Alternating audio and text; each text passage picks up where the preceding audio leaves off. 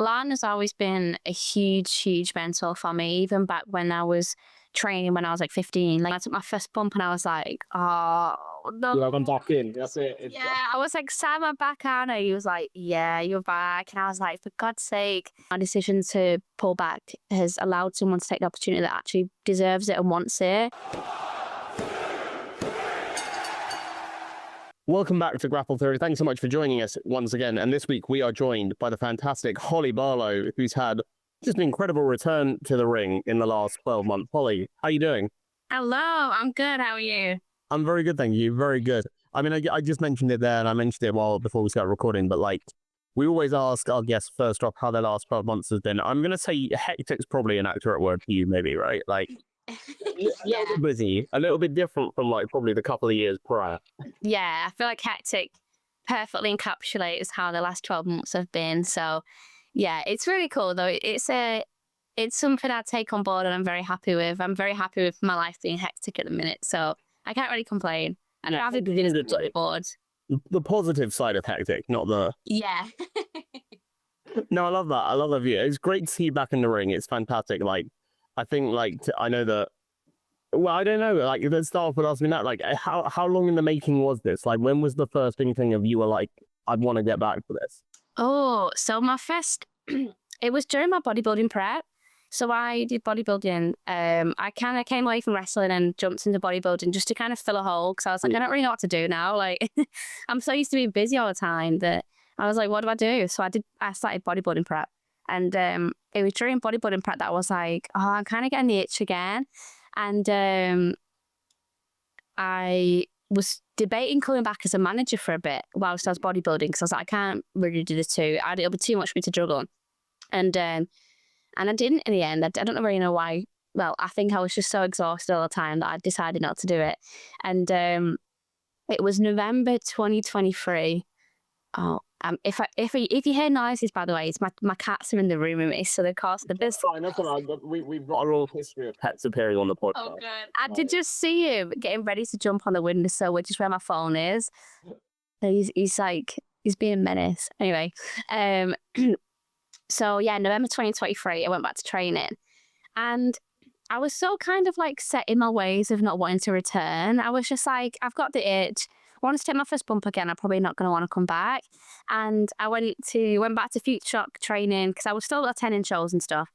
And I went back to training with Sam Bailey and we had a private session and I took my first bump and I was like, oh no. You're like, I'm back in. That's it. Yeah, I was like, sat my back on her. He was like, yeah, you're back. And I was like, for God's sake. And to be honest, I didn't really train much after that because I was quite nervous because I genuinely weren't expecting to want to come back. So, which is funny really. But I had that session, I had a couple more private sessions.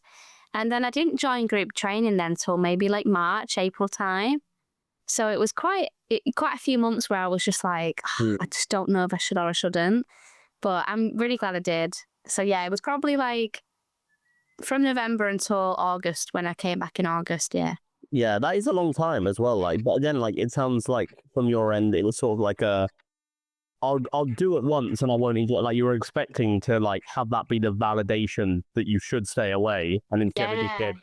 And it did the complete opposite. And we kind of like, when I was coming into my return, we angled it so if I didn't feel comfortable coming back, they weren't like an integral part of the storyline. So I didn't take any bookings other than the Futureshock one that brought me back in. And it was just kind of like, right, we'll give you feelers. You can have a little match, you know, and then have another match. And if you don't really want to come back, then we can leave it at that. But it was quite nice just having that knowledge of if I still really don't feel comfortable, I can just come back away and it's not going to mess everyone's plans up. Yeah. But yeah.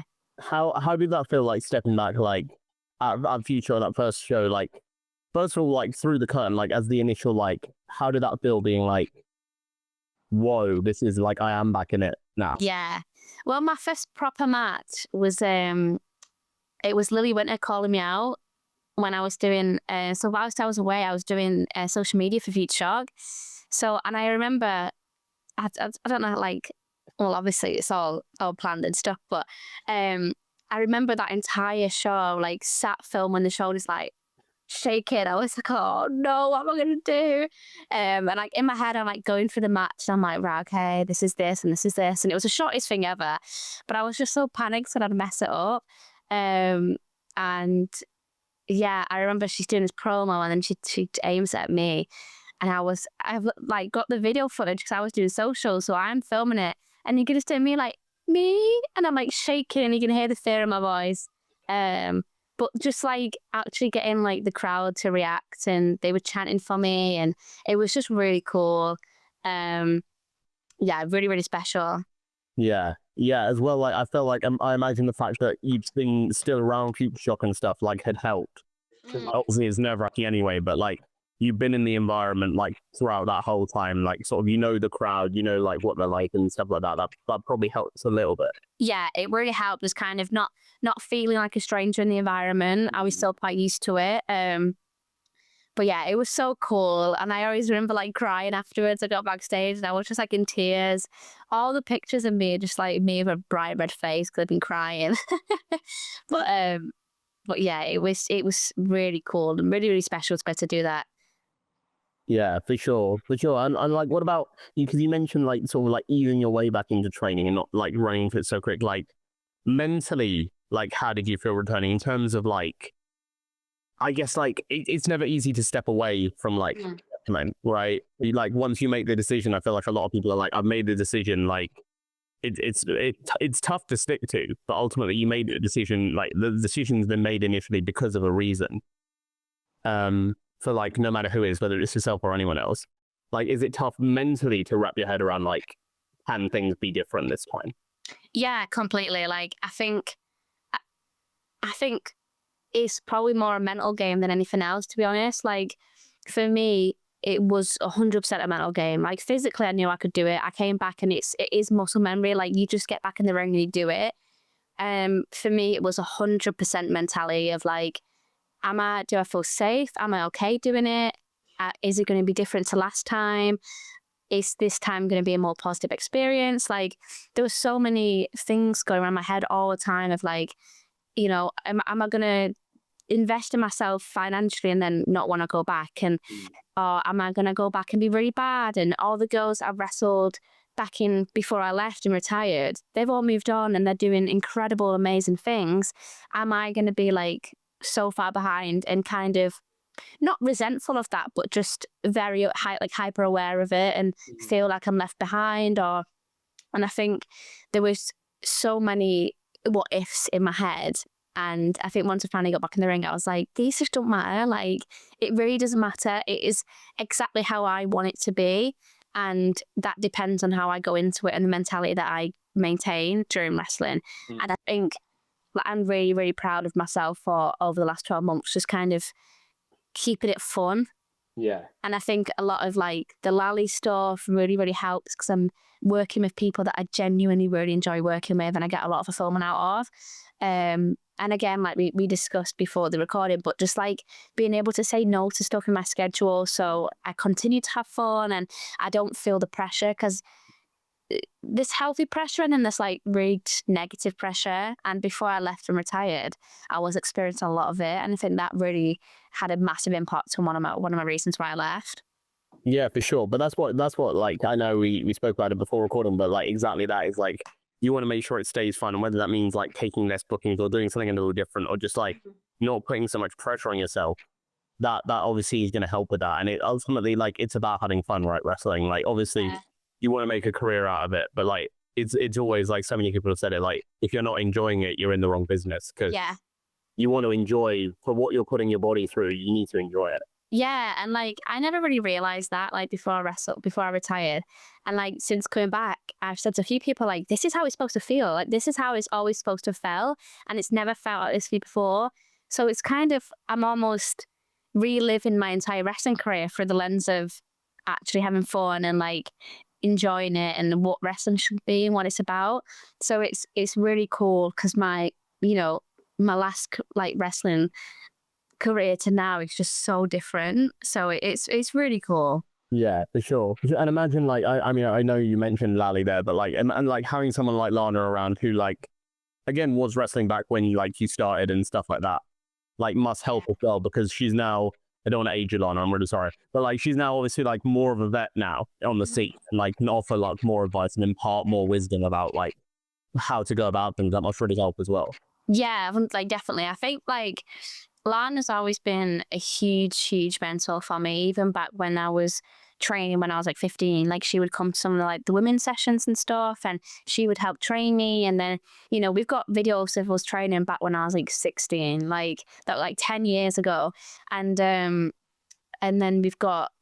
she mentored me throughout my entire first run. So she was like my tag partner when we first went in, and obviously the whole like her turning on me and stuff. So then to be able to come back and do it again, but in like a completely different format, it's just really cool. And like, you know, she said herself, like, I don't want to disrupt the whole Lally stuff, but like she's even said it herself that I've sparked something in her in wrestling as well, because she's enjoying the Lally stuff as well. So it's nice to be able to kind of justify my return in helping her wrestling career as well. In not that I can give her advice, because I can't, because she's levels ahead of me, but just being able to offer that like personality to like enjoy it, and I bring out something in her that she likes and enjoys. So it's really nice. I love it, and Lana's just incredible to work with. Yeah, and I love how like you just outed her there completely, because it puts across this persona that she's not enjoying it, but we all know that she secretly is. Definitely is. I'll leak the text messages. Yeah, especially when you're getting dressed up at like to phone call Dan Reed at East to get her to right. Oh, that was so funny. That was brilliant. That was like when they showed that like in the Big Penny, like for like the ad of like you're gonna be there for the next show. That was hilarious. Oh, I was so nervous. So I actually bought on demand so I could watch it live. I messaged Dan. I was like, Dan, like, am I cool to release a promo on my socials when it goes live? Because like I really want to just help. And he was like, yeah, of course you can. So I bought the on demand. One, to support the girls as well, because Eve's an incredible show. And two, like then I could see when it went live and I could post it.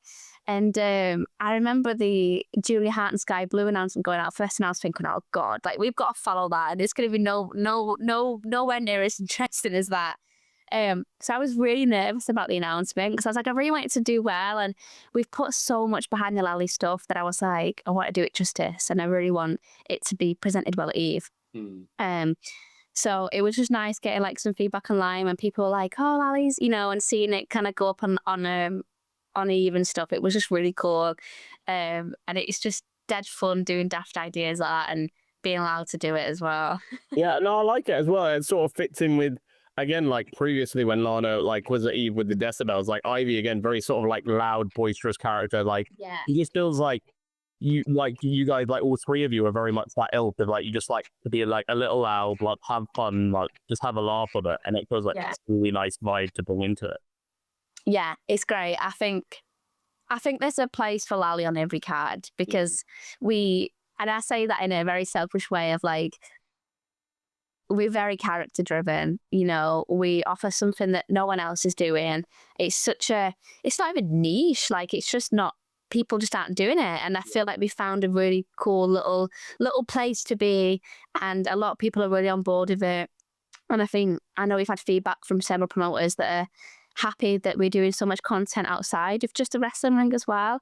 And I think a lot of that is helped by, one, we're enjoying it, and two, like we've got creative control over it. So we're actually doing stuff that we enjoy, and we come up with these stupid daft ideas and we're like, oh my God, let's go and do it. And we've got no one kind of saying, oh, no, that's not right. It's like, well, it's funny. Like, and I think using that and then bouncing off the fans has been just incredible. Yeah. For sure. And like, you're thinking, again, go back to the E-promo. You didn't, like, where did the Lana outfit come from? Like, you can't have already had that just raring to go. I just stole it out of her wardrobe. That's not it. Okay, so Lana's got her own Lana outfit. No. I know, I'd brag Rob Drake into it. Yeah, that's fair. That makes sense. You must have been hurt. Like, again, I've seen on social, like, her recent holiday from Oli, she took Rob and not you. Like, that's... And, right? I think that's really unfair. That's outrageous. I think it's disgusting. I should have that visa, not Rob. It's mental, right? It makes no sense because like surely you've overtaken Rob in the standing, like in the affection standings now, I think I've proven that I'm worthy of more than that. and absolutely more stacked than Rob as well. Like right, like more than Oh, more like 100%. I can bench like double what he can. this is a call out right here. This is gonna be great. This is the next big feud. This is gonna be the battle for Lana. I'm coming for you, Rob Drake. You smell. This is gonna be classic WCW, like Lana Austin on a forklift match. It really is. I am going to petition for like Lana Austin in a shark cage match or something. Oh, someone book that. Someone fight anyone even watch like Futureshock if you're watching. You've got gold here. This is golden booking. To be fair, True Grit did a shark cage match recently, and I was like, this is great. Yeah. Yeah, it was incredible. Yeah. Like True Grit are doing stuff really cool at the minute, to be fair. True Grit are like smashing it. Oh, True Grit are like genuinely hands down one of my favourite places to work. I love it. I absolutely love it. The people there are great. JC's incredible. I shouldn't say that because he's a bad guy, but JC is incredible. The promotion's incredible. The fans there are like the fans at Left Bank, insane, and I love it. I remember wrestling there for the first time, and I was like, "This is fucking great." Yeah, it's a real vibe. Like from what I've seen, I've not had the chance to go there, but it feels like a real vibe. It feels like a real like, I want to say somewhere between a community and a cult, like fan way. Yeah. You know what I mean? Like it's got that like rowdy, like almost like a football fan kind of vibe. So like everyone's just so like up for it, like just as a promotion, regardless of who's actually in the ring. Yeah, they really are, especially at like Left Bank. I don't know why it feels so different at Left Bank, and the venue itself is just really cool. Yeah. But like the fans at Left Bank are just incredible.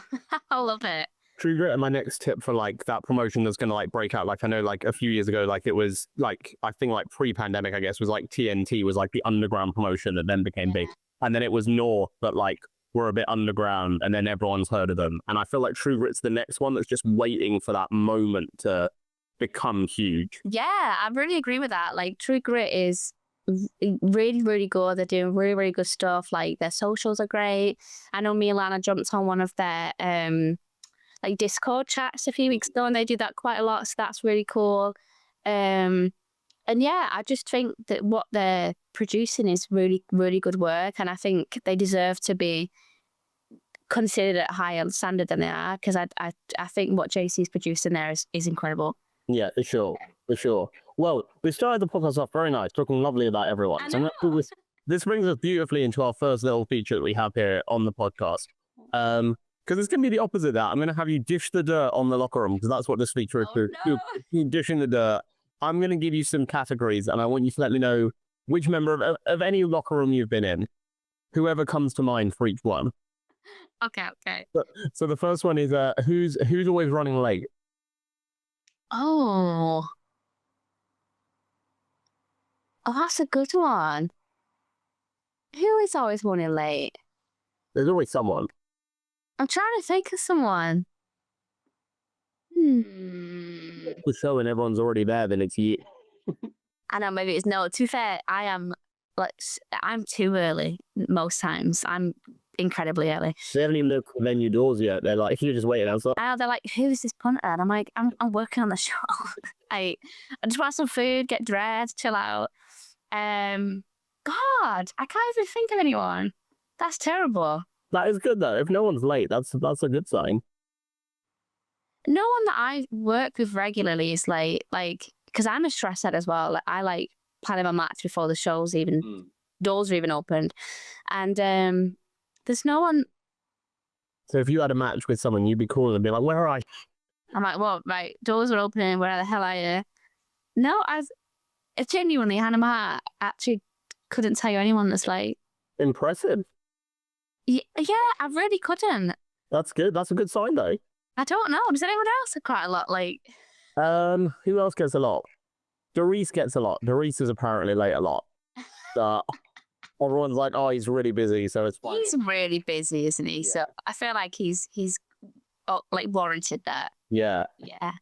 The next one I think is like generally used for like carpooling, because it's who has the worst music taste.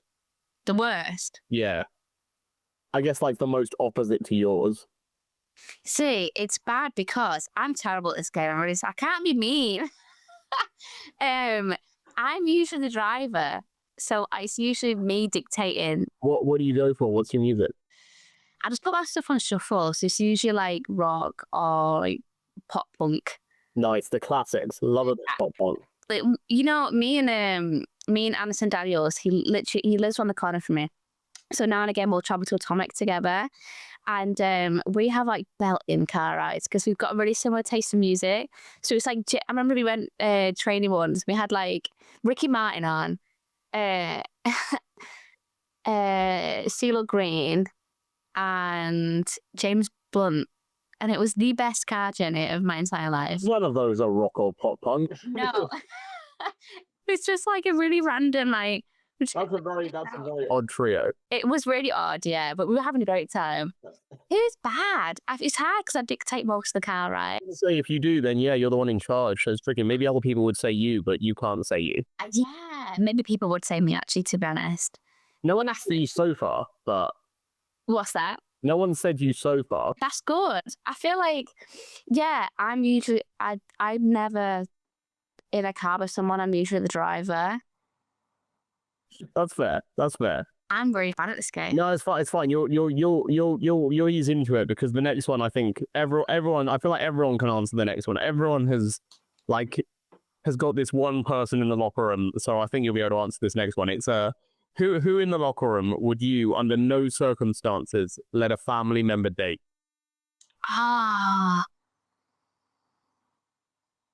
But it's hypothetical. We're talking like everyone's on the table as well. Like, as in, there's like we're assuming no one's in a relationship.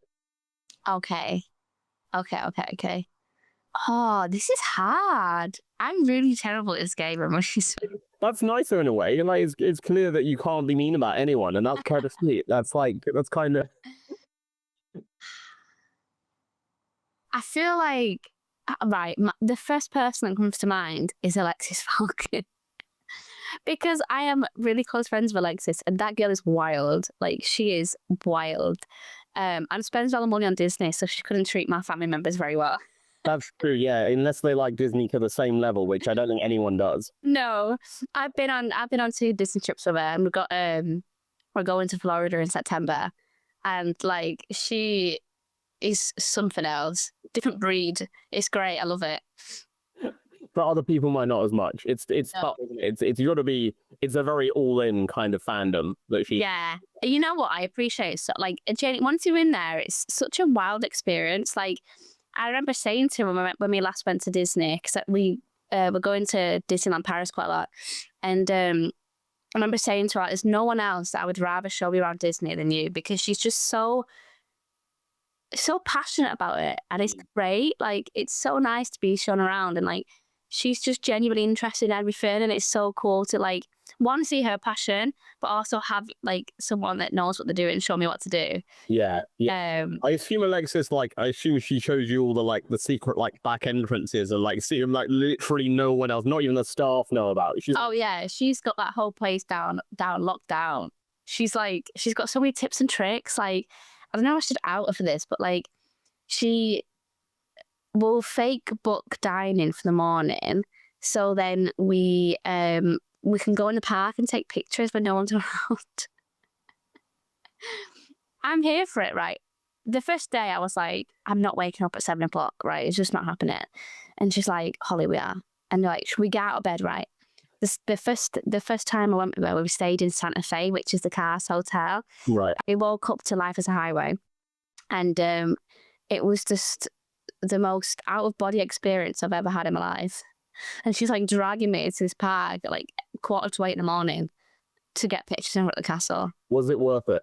But it was worth it. Yeah. Like, once I got them, and I was like, you know what? This is great. And then the next day we actually went for breakfast, and it was the best thing in my entire life. Nice. Okay, well that's all right. As long as it's worth it. Like, because there are very few things. Sometimes you get up early for something, and you're like, oh, it's worth it. It just doesn't live up to it. Yeah. If it's worth it, then... No, it is worth it. It's really good. Yeah, Alexis, like, that's why you don't want to date a family member, because you want all the holidays. If she was dating one of your family members, they'd get all the Disney holidays. Yeah, that's true. And you'd be left to just, like, not going. And you'd be like, what? Mm-hmm. Yeah, I selfishly don't want anyone else to go on the Disney trips with her. That's it. That was the real reason all along. Oh. Amazing. Yeah. The next one is so we're talking outside the ring now. Mhm. Who has the worst dress sense? We have had Alexis Falcon answered for this. So mainly because of the Crocs, if I'm honest. Oh no, I'm partial to some Crocs. Well, they're very Marmite, like. No, I love a good. You know what? Genuinely, right? Can I say myself, because I have the worst fashion sense ever, and sometimes I get ready for a show and I think they're gonna think I'm homeless or something. Like I went to an ICW show a few weeks ago, and I'm pretty sure I was in sliders, these floppy pajama shorts, and a Jeff Dunham extra large t-shirt. It was and then I got this North jacket, and it was the most 12-year-old boy look I've ever produced in my eyes. I was gonna say that sounds like you just chilling at home on the Sunday, kind of. It's really bad, but that's for every show. Because I want ultimate comfort, and I have 2 outfits. I have before a show and after a show.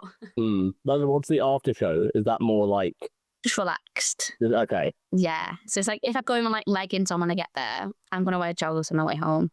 Right. And then I could never, you see footage of WWE superstars and they go up dressed in the nines. Just could never be me. I'd have to write in my contract somewhere and be like, yeah, I'm not rocking. Can you imagine that? Yeah, you get signed WWE, AEW come calling, and it's leaked on Fightful or something, but you got a stipulation in your contract where you never have to wear a suit or a dress or anything. You can just casually turn up in your joggers for everything. Yeah, I think. Yeah, I just can't do it. That's it. We're manifesting this now. We're manifesting this simply because Hall of Fame 2026, we want to see Hollie Barlow rocking up at the Hall of Fame in her joggers. Joggers in my little Primark £6 jogs. I love it. Right, everyone else dressed to the nines, Gray. You're sorry, I have woke up late. That would be great. I mean, it's fair. I can't talk about fashion. For me, since I was 13, it's been band t-shirts and jeans. And then I got into indie wrestling, and now it's band t-shirts and wrestling t-shirts and jeans. Yeah, it's a solid look though. I think it's it's an all year round look, right? Yeah, you can do it all year. I'm not gonna lie. In the recent weather, 30 degrees, the jeans I regret hugely, but I'm not changing it. Then you can keep the top. Then it's maybe put some shorts on if you really. I can't do that. I don't like shorts. I like it. That's it. If I'm in shorts, then it's really warm because I've caved and worn them because otherwise I'll die. The next one's on the nicer end of the worst restaurant because it's the exact flip. So Hollie Barlow, you've got great gear, by the way. Your gear is fantastic. It's so you. I think you put it off so well. Thank you very much. You get to a show and you've forgotten your gear. Nightmare scenario. You need to go to the back and borrow someone's gear. But we're talking one size fits all. You can pick whoever you want. Whose gear do you look at and you're like, I could definitely pull that off? Oh, right. Miley Grace's, because that is the coolest motherfucking gear I have ever seen in my entire life. Every time I see it, I'm like, I just wish I'd thought of it first. Right. I feel like I pull it off. I don't even know, because she pulls it off so well. But it's just so cool. And when she had that ring jacket in Japan, I was like, oh, this is incredible. This is really cool. So yeah, I would definitely say Miley Grace for that one because I love Miley's gear. That's a good choice. That is a good choice. She is a total vibe. Yeah. I've been thinking about new gear actually. Not that I don't want to retire the sets that I'm wearing, because I've been wearing them for so long. Not long, but I want to have a 2-piece option. I'm really, really inspired by a lot of the Japanese girls because I just love their gear so much, and there's so many aspects of their gear that I'm I really want to bring it to mine, and that hopefully, if I get to go to Japan for a bit, then I can, there's that crossover. Yeah, you're already there, ready to go. Yeah. Yeah, I'm manifesting a Japanese tour. I think you could pull off your gear, the design wise as a 2-piece. So I feel like that could work. Yeah, that's what I'm looking at. I'm looking at something where it brings over the gear I'm currently wearing, so it's not different. So then I can chop and change between the two, and it's not it's totally different. So I don't like it when I like having themes with it and not having 2 sets that look completely different. Yeah. I don't know. I think I've kind of branded the gingham a little bit and the frills, so I kind of want to stick with that theme a bit. No, I like it. It's a solid look. I like it a lot. Thank you. Yeah. The next one is the next one is who would throw the best party in the locker room? I always say best party. It feels like it's more like who would throw the party you would most want to go to.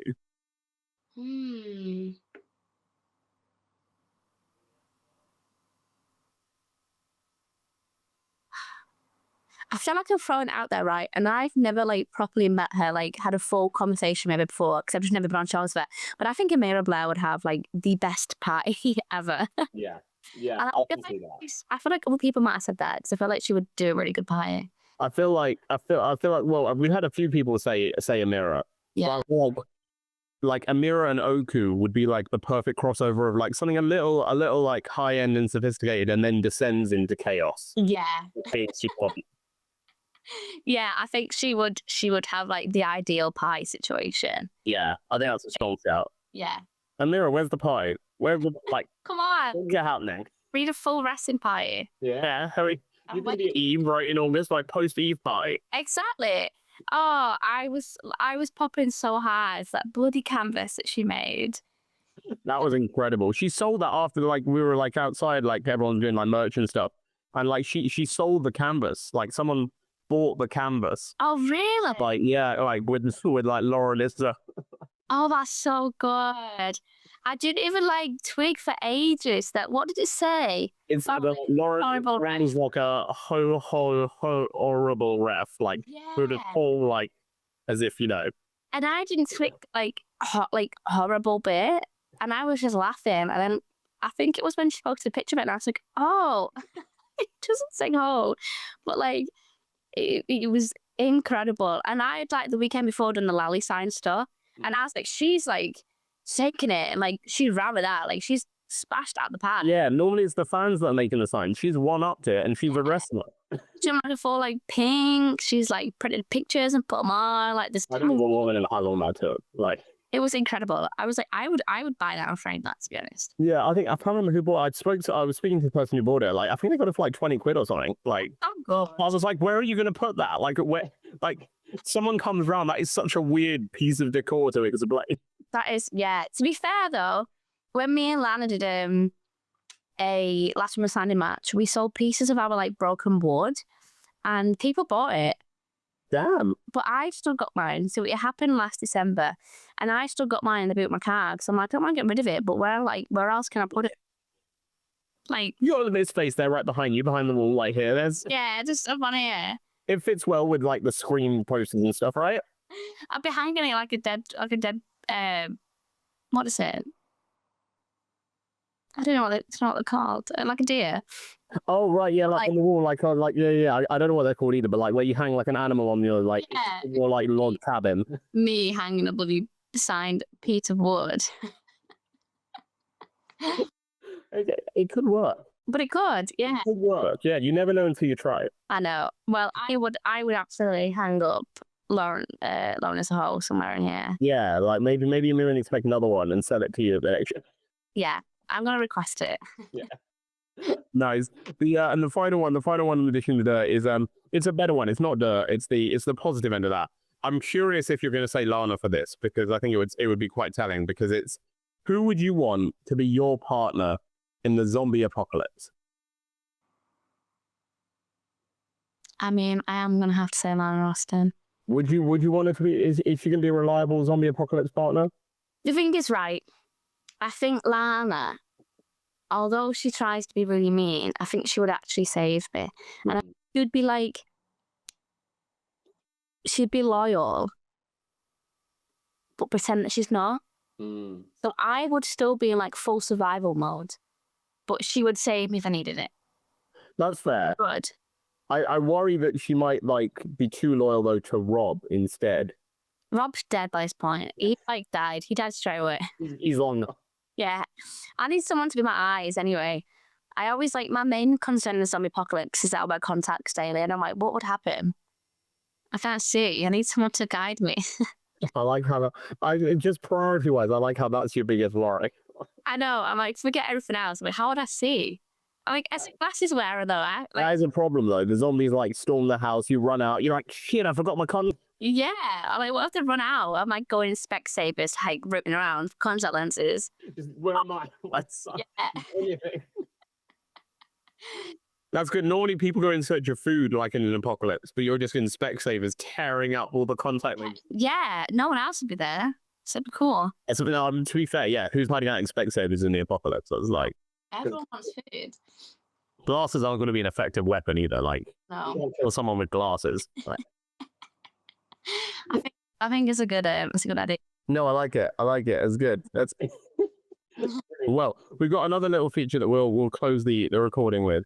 But again, like there's a lot that you mentioned that you need to get into. The first I've got to ask you, because again, like Futureshock is sort of like your home, right? Like in terms of, but I want to ask you, I know you won the title. I know that's a big moment, but I want to really seriously ask you why your best moment since returning was dressing up as Mario.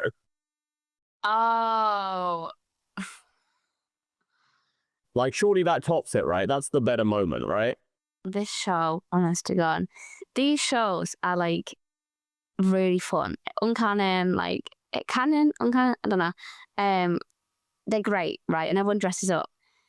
The last show I was Bjorn from ABBA. This show I was Mario. And then we got plans for the next show, which is very exciting. But yeah, the Mario stuff was just so dumb. Like I love wrestling like that. It's just really, really fun. I spent like 3 days before doing all the props for it. So I don't know how much of it you've seen. But I've seen bits, I've seen clips. Yeah, so basically, I went with the Mario stuff and just ran with it. I didn't understand that certain aspects of Mario weren't developed until after the 80s, but like I was like, I don't care. And I got loads of like Mario Kart weapons. So I got the banana, mushroom, bullet bill. Yes, I saw the bullet bill. I've seen that. Yeah. So funny. And the thing is, right, in matches like this where I know it's more like comedic and stuff, I get so gobby. And like I'm in this crowd and these kids in the front row, I'm like, I don't want to die. Like, because she's like shooting this bullet at me. And I'm like, I should not be saying that. I'm like screaming. And then Greenwood's like, it's a sudden death. And I just get really like weird when I'm in these matches. And I'm like, I don't know what sudden death means. I just like, and then he started saying it. And I'm like, why am I saying this stuff? I don't understand why I'm saying it. And I just have like no control of what comes out of my mouth in shows like this. It just happens. I've corpsed twice. I corpsed at the last show. This show, I was just like sat giggling during the entrance, like during in-ring announcements, and it's just like really dumb. Well, it's great, and like the crowd there are just so good. Like every show, there's like more people, and I think it's catching on to more people, and like everyone really commits to their bit, and it's great. Like, and I said it at the show, and I'm gonna say it again, but Declan McCarthy at these shows is incredible. Like he, for me, and I'm not like undermining what everyone else does, but Declan McCarthy's role is so good. At the last show he was T-Bird. This show he was Freddie Mercury. And like he commits to the bit, like he commits to 100%, and he was incredible. And I remember saying to him afterwards, I was like, "You're just insane. I love it. It's great." He's got that like energy, doesn't he? That energy that like what you need to be like. And I'm not like pigeonholing him or boxing him, but like to be a great comedy wrestler, like he's got that. He's got like just that.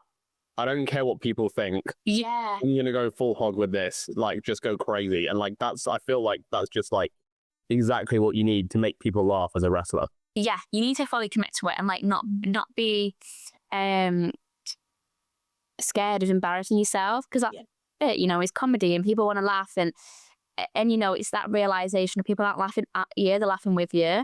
Yeah. And Deck just like smashes, like he's a highlight of the show for me in both of these shows. Yeah, big at Deck. That's great. He's right. Great. What about like as a secondary then? What about the Futureshock title? Like in terms of a moment for you? Winning it. Yeah. In terms of like coming back and winning it, like the place that you came back, the place that had like sort of helped you through your comeback. Mm-hmm. That must have meant a lot. Oh yeah, like that's probably been the highlight of my career. It's just, and you know, it's people are always just like, like titles are like, I don't want to like minimize it, but like, titles aren't real and it's all, it's all planned or whatever. And you shouldn't kind of get an ego trip if you get a belt and stuff like that, whatever. Like I get that. But just, it was such a special moment. And it wasn't necessarily winning the belt, but it was just like everything that surrounded it. So full circle, like, my first match back was with Lily Winter and I won the belt off her and that was really cool. And she was like the person that pulled me out of retirement. So to win the belt off her was just even more special. And, I feel like I've grown as a wrestler with Lily as well. Like we've wrestled at other promotions and we continue to do so. She's probably one of my most regular works person. And every time I work her, I'm like, I can feel that we're both improving as well. And like, especially for me, it's I can feel myself improving every time I wrestle and it's really cool. And like just the match was just so special. Like I've just released my t-shirt, so the people in the crowd were on my t-shirts. And my whole family came. So like all my family came and they haven't watched me wrestle since like maybe like 2018, 2019. Oh, wow. Yeah, so they've not seen me wrestle in a really long time. My nephew, he's a year and a half, so he came to watch me wrestle, and obviously he's never seen me before. So that was really special, and I got like a little tiny Hot Topic t-shirt. And yeah, it was just really cool, like having just everyone that I loved be there, and like everyone that I have developed friendships with over the last year at Futureshock were all there. And it was just so special, and I was really happy with the match as well. I'd like come off the back of a main event with Lizzie Evo, and that was really cool, like doing that match to set up this match. So just the whole kind of like process of it was really special as well. So yeah, it's just really cool. And like, and I watched my promo that I did after the match, and it like genuinely gives me goosebumps because it's so close to the heart, and it really, really comes from the heart. And I remember just being sat there and I was like, this is like just so surreal that I have won a championship for my home promotion in a place that I just never thought I was going to come back to. And, and I think knowing the mindset that I used to be in, and that mindset of just, I'm not coming back and I'm not bothered about it. Like I genuinely, like if you asked me 2 years ago if I was ever going to come back to wrestling, it was a hard no. Like there was not a shadow of doubt, and I'm very happy with my personal life as well outside of wrestling. So I think that helps. But yeah, so to just be sat there and holding it, I was like, I just never, like this would have never been on my bingo card to my future. So it's, yeah, it's just really, really cool. Yeah, I imagine that's like, again, when you make the decision to retire and you're like, you're like watching shows as a fan, like I imagine that's like one of those moments again where you're like, oh, this moment might not have happened. Like, yeah. I remember, I feel bad, like just like, what's the word? Like unveiling the business, but before I retired, I was supposed to win the Futureshock belt off, I think it was Lana Austin at the time, actually, because we were going to continue our feud. Right. Because COVID happened like literally on the back of our feud at Futureshock. So she had the belt, and I think I was going to be the one that took it off her. And at the time, Aurora Tevez had just come to the UK and was wrestling in the UK. And I remember I'd done 2 shows, and the catalyst to me leaving was an injury that I sustained at the last show that I worked. And I think I was supposed to be winning the belt the show after. And I remember ringing Sam Bailey up, and I was like, this is it. Like, I don't want to come back. Like, I'm really confident in my decision. I don't want to come back. And I also am kind of spearheaded by the fact that you want to put the belt on me. So I don't want to take this opportunity from someone else, knowing that I'm not going to give you the matches that you deserve. It's not going to do the belt any justice. I'm going to have a really crappy run. Like, it's just my heart's not in it, and I weren't willing to sacrifice someone else's opportunities for that. And the next show, Aurora Tevez got it, and I remember just feeling so fulfilled because she was, she'd only just started working in the UK Indies.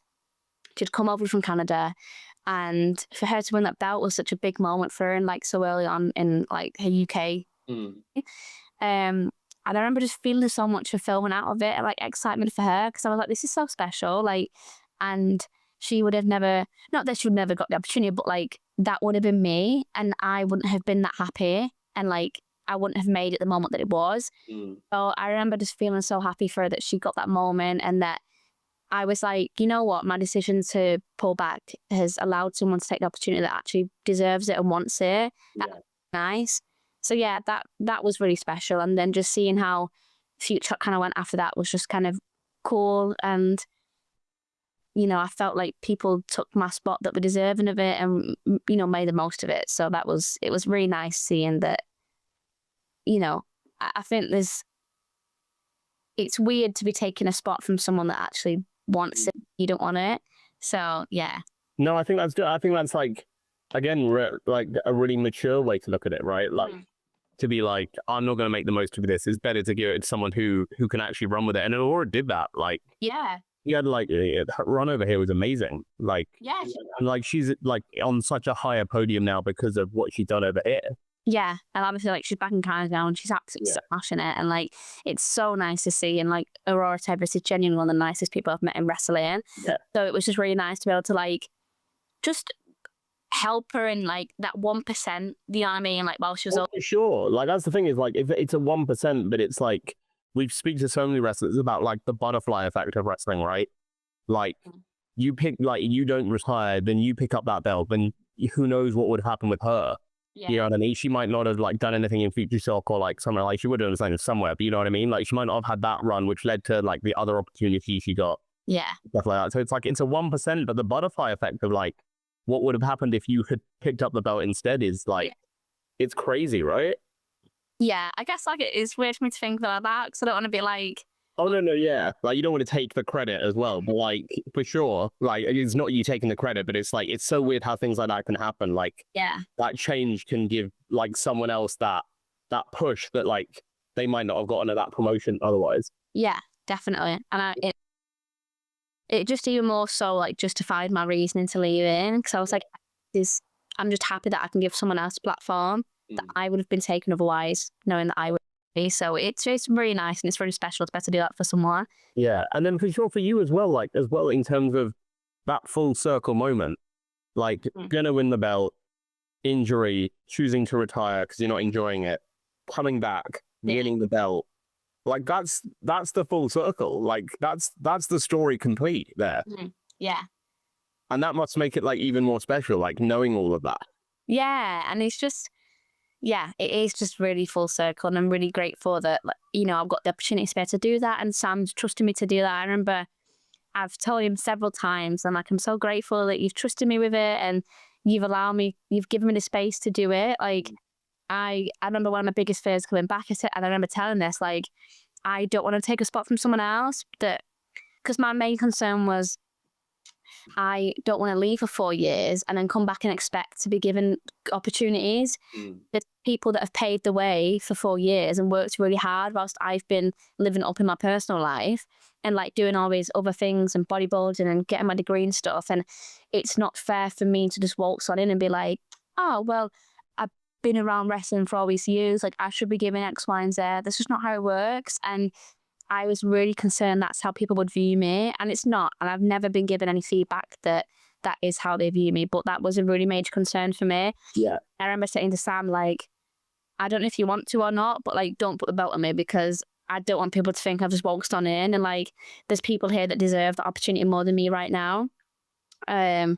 So it just kind of came around at the right time, and I'm really happy with the way it's happened and the timing of how it's happened as well.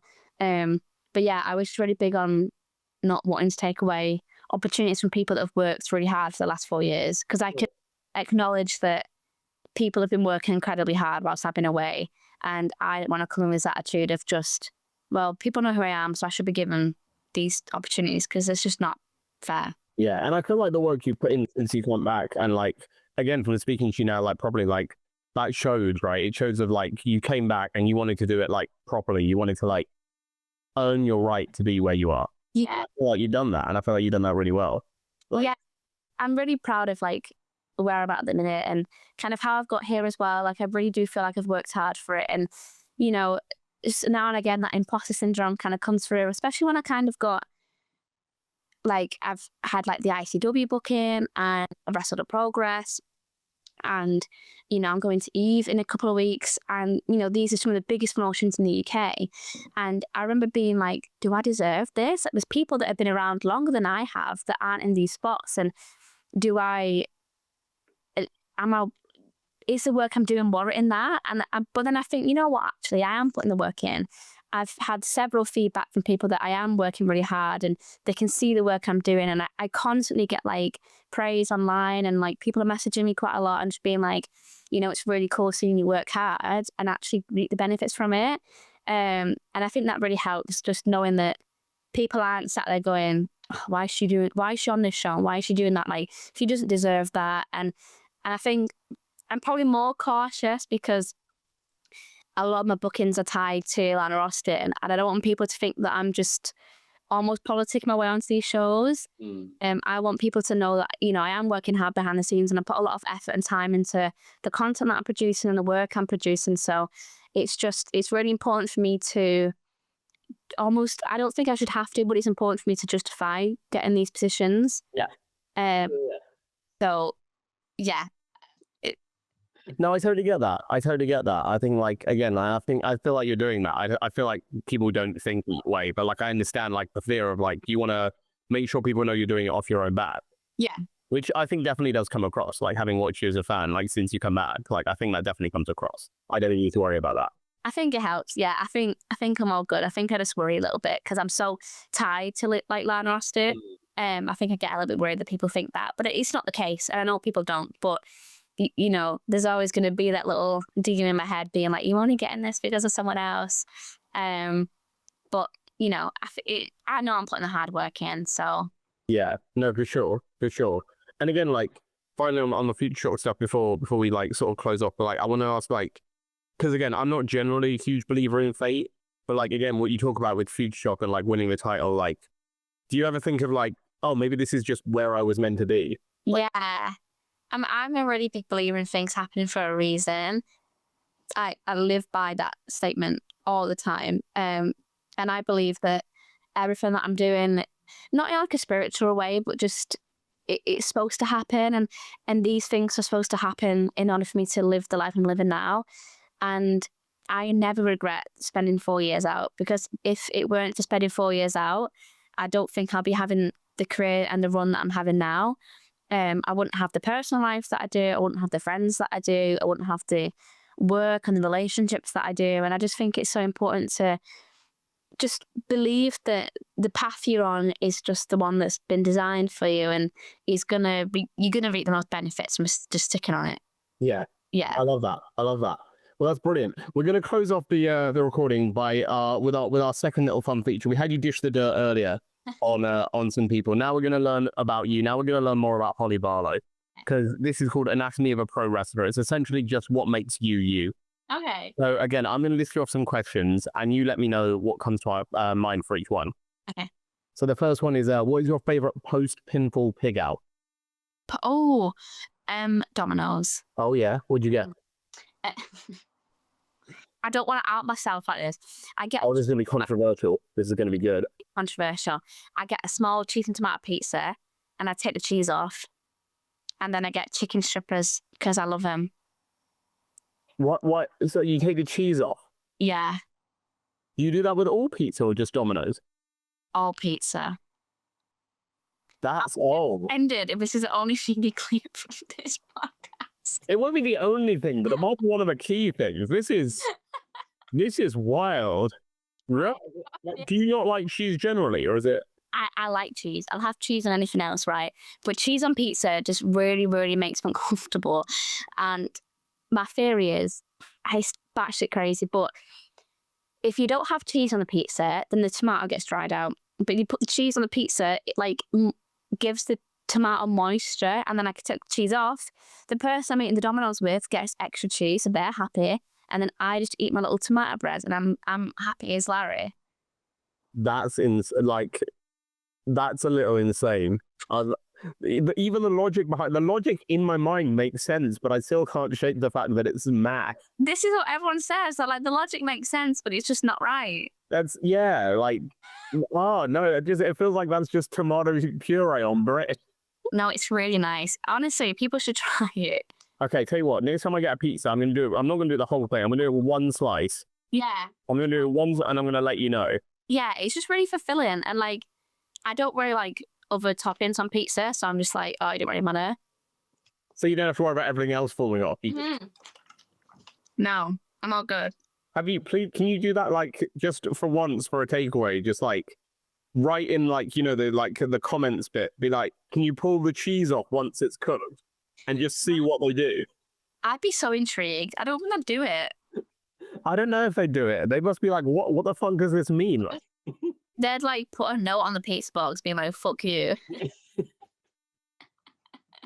That is a crazy opinion. That's it's definitely getting flipped, I'm not gonna lie. But it's a crazy opinion. We need to know what everyone else thinks now. Oh, I know.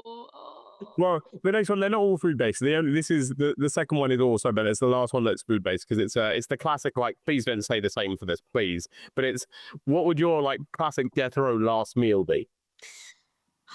All right, so I have a really specific answer for this. Okay. And it's been my death row meal for about probably like 10 years, right? I've stuck hard by it. There is a Chinese takeaway around the corner from my house, and it has the best chicken fried rice I have ever tasted in my entire life. So I would get, and there's a theory to this, I'm really in depth about my eating habits, right? Oh, okay. I would eat like a metric fuck ton of chicken fried rice. Like it would come in a skip. Yeah. Right? And then I would consume so much chicken fried rice that I get the worst indigestion and just die from that. So I don't get... No, this is exactly what I've said to people before. I'm like, they're like, oh, I'll go for this or maybe this. I'm like, have both. Like, just pick out your last meal. Like, if you die from overeating, they can't kill you. That's cool. You bear on your own terms. Yeah. I'm like, right, if I'm just not really bad in this world, I'm going out of my own terms. And I mean, let's face it, it's a cool as fuck a victory, right? Yeah. To be like, death by cheese. She died for eating too much chicken fried rice. Like, it's so good. I love it. It's mint. So yeah, shout out to Walk In on the Bolton Road in Manchester. There we go. Oh, mate, the sponsorship deals are going to be flooding through, and you're getting free chicken fried rice for life after getting. I wish so. It's gone up so much in the last couple of years. But they're gonna offer it for you. They're gonna give you like free chicken fried rice for life, and then like in a year they're gonna be like, why are we losing so much money? Yeah, why are we losing money on this? It's the best thing I've ever consumed. It's great. That's gonna be the ultimate irony. You're gonna get the free chicken fried rice for life, and they're gonna be losing so much money that they're gonna have to close because you're eating shells. No, I've actually been going to them since I was a child, so they're really cool people. Fair play, longevity there. It's got to be good then, right? Yeah. Fair play to them. I like it. The next one, we spoke about music earlier. The next one is what is the song that gets you the most hyped? Ah. I feel like I've got a good... I listen to so much music. My immediate first reaction would be Nickelback, Burn It to the Ground. Oh no! Oh, not Nickelback! No. I am a huge Nickelback fan. Oh, I can't do Nickelback. Yeah. I can't do it. No, I'm a big Nickelback fan. Sure, but I won't follow you on it. It's this and the cheese opinion. I thought we were getting along, if I'm honest. I know. If you ever.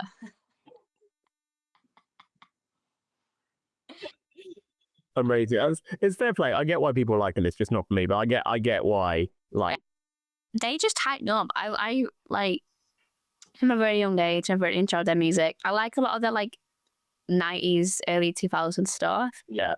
But even saying that, like, I quite like their newest album. And I went to go and see him last year. Oh, you missed that tour? My brother went to that tour. Yeah, it was insane. Like, Chad Grover is so cool.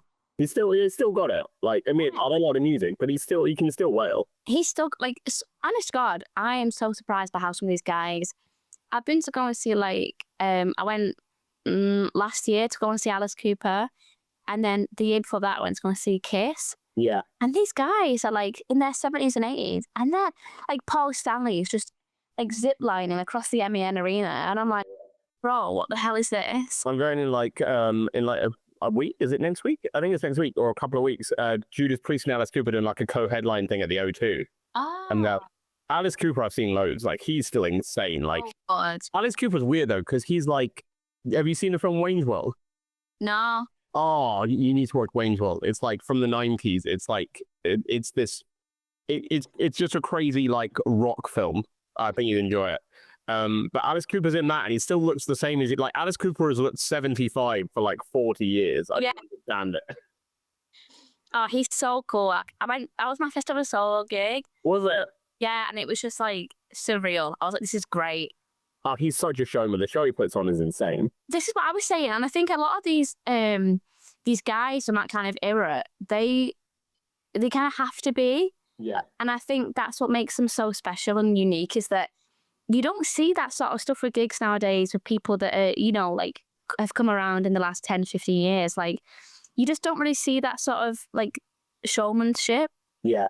And I think that was kind of what I loved the most about going seeing like Kiss and Alice Cooper, was just they put so much effort into their shows. Yeah, it's like it's more than just the music. You're going for like the whole performance. The whole experience. Yeah. And I love it. Yeah.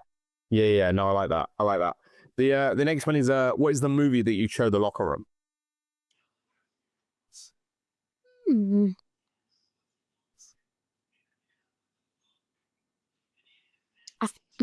Well, my first one would be like a rom-com, but I'm not going to do that one. But my second one would be Law-Abiding Citizen. That's a good one.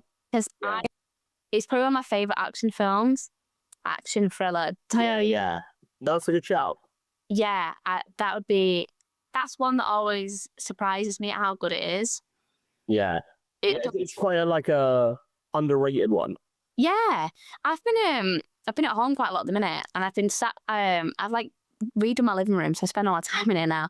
But I've been watching a lot of Netflix, and they've got some really good 90s like thrillers on there. And I have been having the best time ever watching all these thrillers. Nice, I like that. Yeah. That's a good shout. I think, well, I said you should watch Wayne's World. I don't think that's on Netflix because I've still got the DVD, and I always have to bust out the DVD when I want to watch it because like nowhere has it. But yeah, definitely watch that. But Law-Abiding Citizen is a good one. Like, I like that. That's a good choice. The next one's a bit of a throwback because it's what was your first job? First job? Paper round. Classic. Yeah. Simple. I did a little paper round, save up for wrestling. Nice. Nice. I like it. It's a classic first job. Yeah. It's like that or retail, isn't it? Or like fast food is like the free. Yeah, my next job was retail. Yeah, there you go. The next one gets a little deep because it's what is your greatest fear? Oh. I don't want to like put a Debbie down on it, but like dying is probably my greatest fear. Yeah, I get that. I'm the same. Pretty common, but yeah, death's probably like I have like an irrational fear of dying, which is crazy to think that I'm a wrestler and like I put myself out there to like land dead. But yeah, dying's probably like my most irrational fear. No, that's fine. I get that. Like, I think a lot of people do. I don't know if it's the same with you. My fear is not death. It's like the fear of not being able to feel consciousness. You know what I mean? Yeah. This is exactly it. Yeah, where you're like, you can't imagine not having a conscience. Yeah. And so like, when that thought comes in, you're like, oh, that's weird.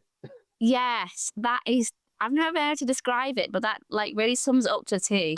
Yeah. Yeah. It's not like the actual dying that's scary. It's the not existing that's scary. Yes. Oh my God. You've really summed it up for you really well. Yeah, it's terrifying. Yeah.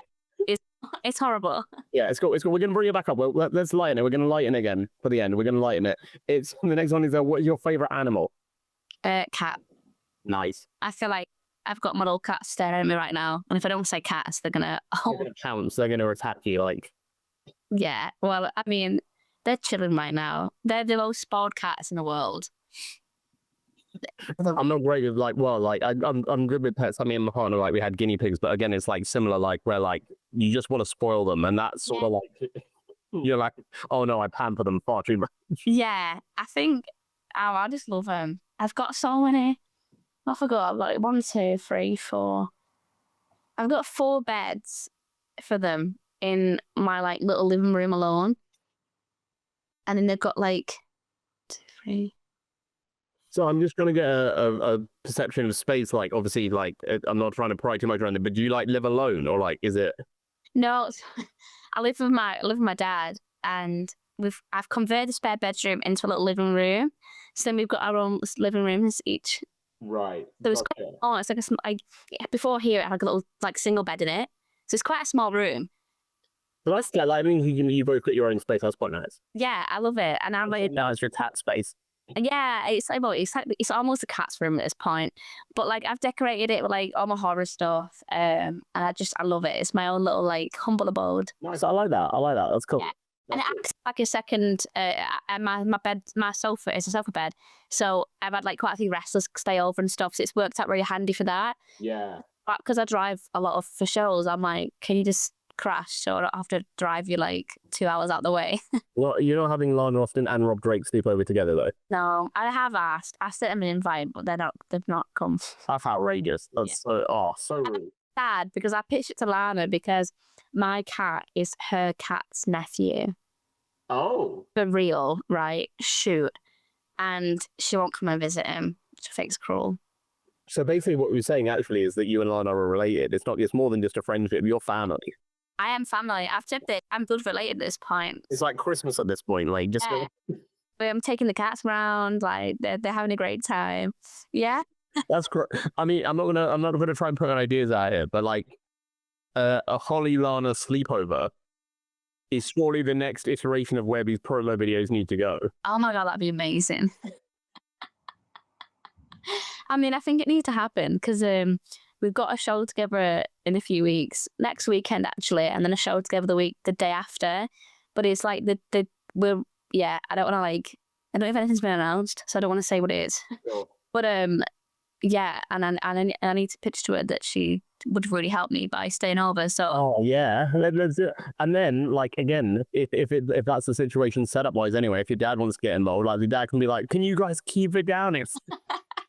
It's just me and her arguing. Yeah. I love it. There you go. This is good. We need to see it now. We need to see it. It's going to be disappointing if it doesn't happen. Yeah. Brilliant. There's only a couple left. The next one is, what is your favorite place in the world?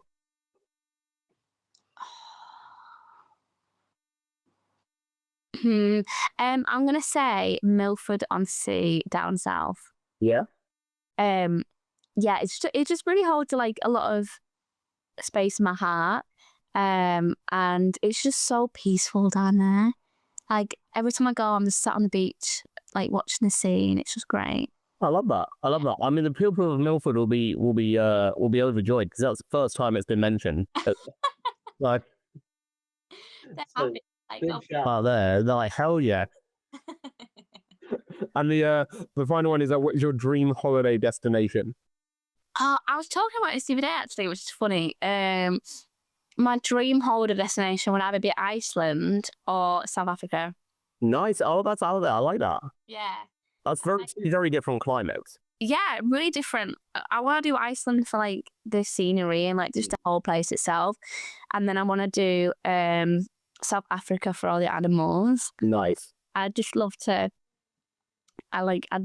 see them all in natural habitat. So no, I love that. I think it's good choices. Mm-hmm. Yeah, I like it. Yeah. I like it. Awesome. Well, we're just wrapping up. We're coming to the end of the episode. We've got one final quick fire thing for you here, Hollie.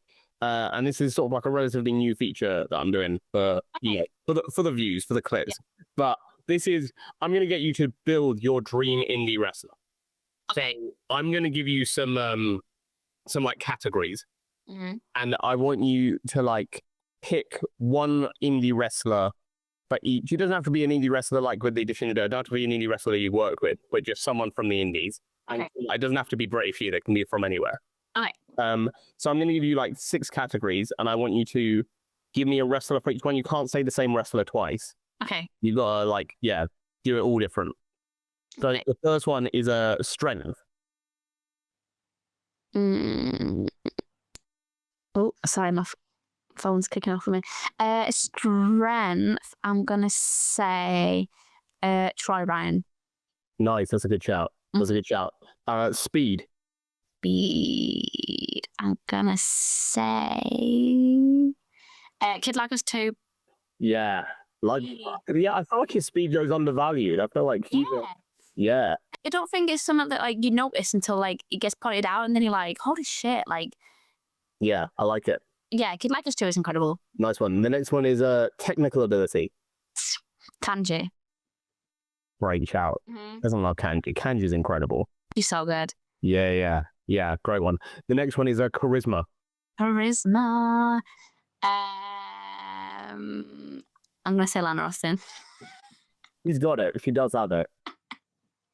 Oh yeah. Oh yeah. I got 2 for that one. Oh, now the question is, do you flip though? Because I've got 2 questions there. I can't tell you what they are yet, but like, do you flip and hope Lana comes up later? Yeah, I'm gonna flip. I'm gonna say Tony Wright. Tony Wright is incredible. Tony Wright is just a gem. I feel like I've spoken about Lana Austin, to be fair. I feel like Tony Wright deserves some love. Yeah, fair. Big shout out, Tony. Love him. The next one is entrance. Entrance. I actually love are there any others that I love? I'm gonna say Luke Jacobs, but only when he comes out to Bon Jovi. Yes. Oh, the Wanted Dead or Alive entrance is. When I watched that at Red Pro last year, I was like, this is one. Yeah, that was heat. That was great. Yeah. My disappointment was it Red Pro? Was it Progress where he faced Manders, and like I wanted them both to come out to Wanted Dead or Alive, like, and they didn't do that, and I was so upset. I think it was it Progress? I think it was Progress. I think it was Progress. Yeah. But I was like, they should have done that. That was the obvious thing. So good. And the final one is Finisher. Finisher. Who's got a really good finish? I feel like there's been a few at the minute where I'm like, oh. There's a lot of good finishers out there.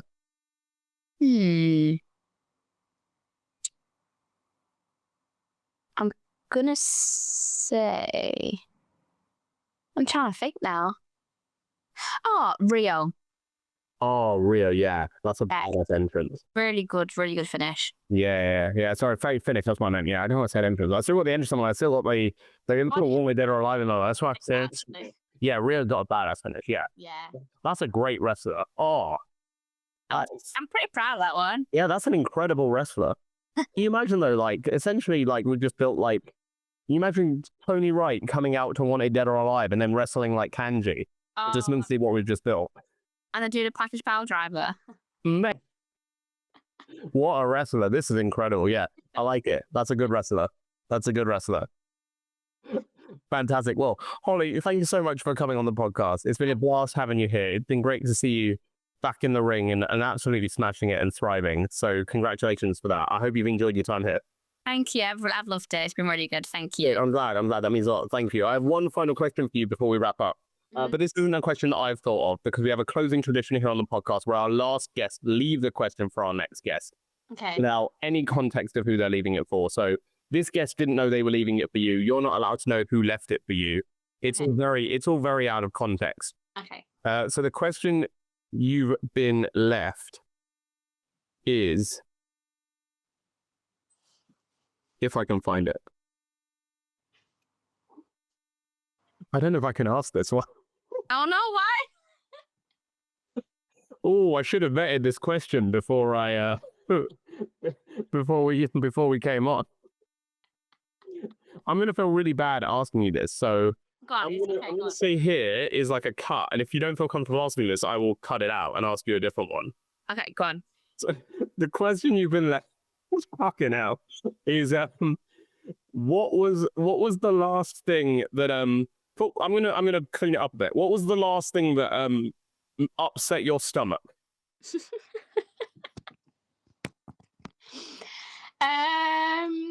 That's the clean version. But I probably should have vetted that question before. Probably a burger. Yeah, or some kind. Yeah, I have the worst aversion to olive oil ever. Okay. Yeah, I'll be really open. So anything that's cooked in like oil, like just If it doesn't work. Doesn't settle well. That's fair. Okay. Yeah. I appreciate you answering diplomatically. No, I'm super open. Like, oh, that's all right then. Okay, well, I could probably gone for longer, but I'm very cautious that like certain people don't like talking about certain. No, you're all good, don't worry. I probably should have vetted that, but no. Oh, well, that's a brilliant way to end then, isn't it? Mm-hmm. Like talking about that. So, what a perfect finish, Hollie. Thanks so much again for coming on. That leads us just to roll out the red carpet for you in terms of we always leave our guest with the final word. So if anyone comes to see Hollie Barlow, if Hollie Barlow is wrestling on a show at Futureshock, at Eve soon, at anywhere else, in Progress, anywhere else in the country, anywhere else in the world, if someone comes to a show that Hollie Barlow is on, why is Hollie Barlow going to steal the show? Oh, I'm going to steal the show because I'm fun and I feel like I just add a different element to the show that people don't bring. You're going to get a lot of smiles and a lot of fun and a lot of laughs in me. So, yeah. And usually Lana Austin comes to me too, so. Get 2 spice of one.